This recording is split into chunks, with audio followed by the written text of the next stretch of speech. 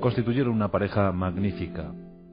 Su unión fue la de un reino, nada más y nada menos que desde entonces, aproximadamente en torno al año 1024, hoy en día se sigue discutiendo sobre la fecha concreta del enlace entre Fernando I de Castilla y Sancha de León, pero fue en torno al año 1024.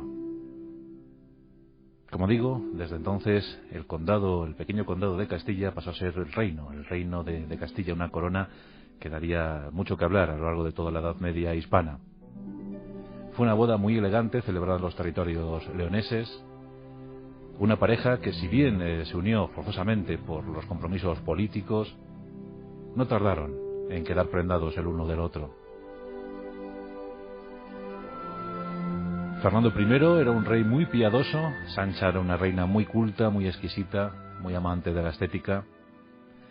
Fue, como digo, una boda fastuosa.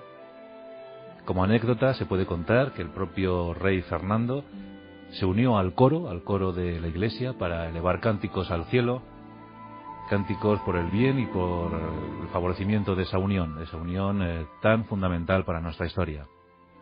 Una pareja que fomentó el mecenazgo, que ayudó muchísimo a la cultura y que llegaron a tener 5 hijos. 5 hijos que fueron también vitales, esenciales para la continuidad de nuestra historia monárquica. El nacimiento de la corona de Castilla en torno al año 1024 con Fernando I y Sancha de León.